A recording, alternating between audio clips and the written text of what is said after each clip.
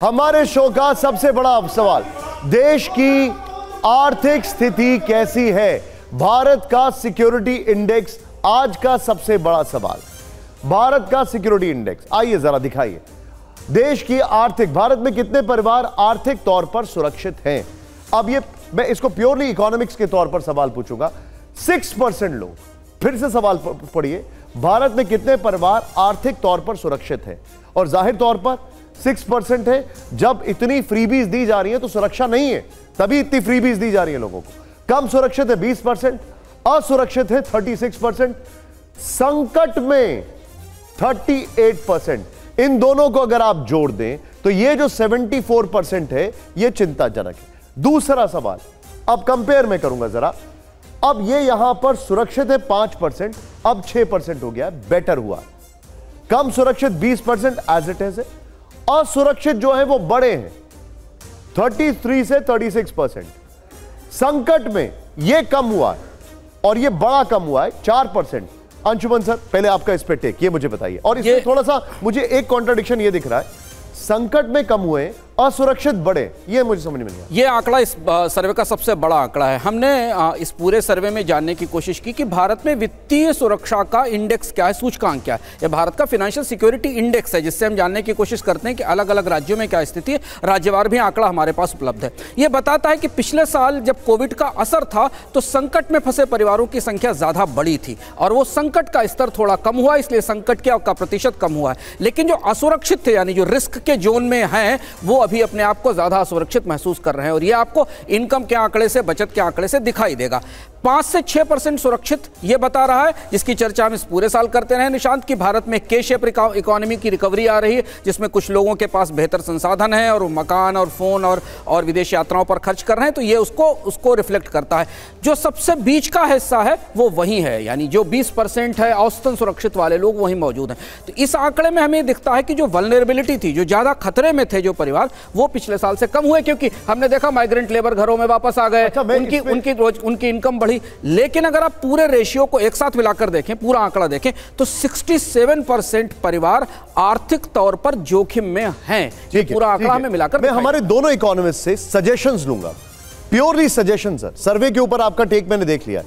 सबसे पहले सोलंकी साहब, आपसे मेरा सजेशन, हमने जो डेटा दिखाया वो डेटा कहता है कि परिवारों को नौकरी जाने का डर 56%, डर बहुत ज्यादा डर 24%, 70%, और यहां पर जो कि हम देख रहे हैं असुरक्षित 33 से 36%।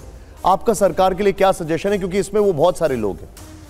देखिए, इसको जब हम जोड़ते हैं तो एक तरफ हाई EMIs है, लोगों का कर्जा बढ़ा है तो EMI ज़्यादा दे रहे हैं, असुरक्षित जो फील करते हैं, तो जो पेनिट्रेशन है, जैसे इंश्योरेंस का पेनिट्रेशन है, हेल्थ इंश्योरेंस की अफोर्डेबिलिटी रेंज के बाहर हो गई है, तो जो असुरक्षित महसूस करते हैं उनके लिए अब हेल्थ इंश्योरेंस जो है अभी भी लेना जो है मुश्किल हो गया है। जिस तरीके से इंश्योरेंस प्रीमियम सब्सटैंशियली इंक्रीज़ हुए हैं, तो जो असुरक्षित महसूस करते हैं उनको अगर प्रोटेक्शन लेना है तो उस प्रोटेक्शन लेने के लिए अगर वो इंस्ट्रूमेंट ही अफोर्डेबल नहीं है तो आप असुरक्षित तो महसूस करेंगी।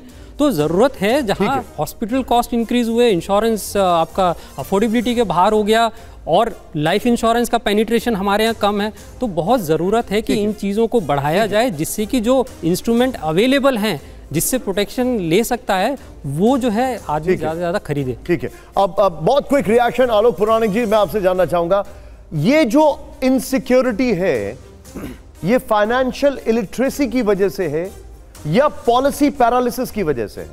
देखिए सर, ज्ञान शक्ति है और फाइनेंशियल लिटरेसी के जरिए अगर इंश्योरेंस और म्यूचुअल फंड का इन्वेस्टमेंट के बारे में आप लोगों को बता पाएं तो डर कम हो जाएगा। अंटी में जब पैसा होता है ना तो डर कम हो जाता है। अंटी में पैसा तभी बढ़ता है जब आप ढंग से उसे इन्वेस्ट करें, इंश्योरेंस में, म्यूचुअल फंड में, उसके लिए ज्ञान की ज़रूरत है। तो मेरे ख्याल से ये अज्ञान का मामला है, जिनके पास, अगर आपको कभी स्टडी कर पाएँ कि गुजरात में डर कम होगा और जगह डर ज़्यादा होगा, रीज़न बहुत साफ है कि उन्हें पता है कि पैसे को बनाएंगे और बढ़ाएंगे कैसे। तो फाइनेंशियल लिटरेसी को बढ़ाए जाने की सख्त आवश्यकता हिंदी भाषी क्षेत्रों में खासतौर। Point taken. लेकिन अब अभी तक के पूरे सर्वे का सार क्या है? वेरी क्विकली अंशुमन जी। इस बार का सर्वे 2-3 महत्वपूर्ण चीजें लेकर आया और जो हमारे लिए जानना जरूरी है, क्योंकि अगले साल चुनाव की तरफ देश जा रहा है। कोविड की रिकवरी दिखाई दी, कोविड के घाव तो भर गए पर भी निशान बाकी हैं परिवारों के की बचत पर, परिवारों के निवेश पर। पहली चीज ये।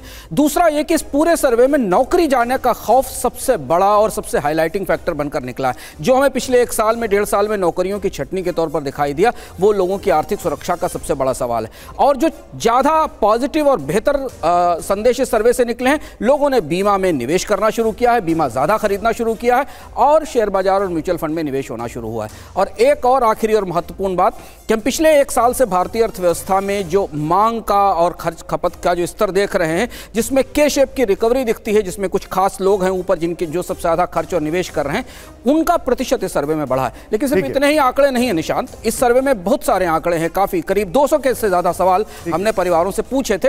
ये सारे आंकड़े आपको मनी9 के सुपर ऐप पर मिलेंगे, उसे डाउनलोड करिए और जानिए कि आपके आसपास के जिले के, आपके राज्य की क्या स्थिति, आपके राज्य में फाइनेंशियल सिक्योरिटी। मतलब ये मैक्रो लेवल पर आपने अभी देखा है, माइक्रो लेवल पर अगर आपको समझना है तो मनी9 का ऐप तुरंत डाउनलोड करिए और उसमें आपको सारी डिटेलिंग मिलेंगी। हर साल ये हमारा मोस्ट अवेटेड शो होता है क्योंकि ये बताता है कि आपकी जेब में पैसा आ रहा है, जा रहा है, कहां जा रहा है, क्या हो रहा है। हमारे सभी मेहमानों का बहुत बहुत आभार, थैंक यू सो मच। फिलहाल वक्त है एक छोटे से ब्रेक का।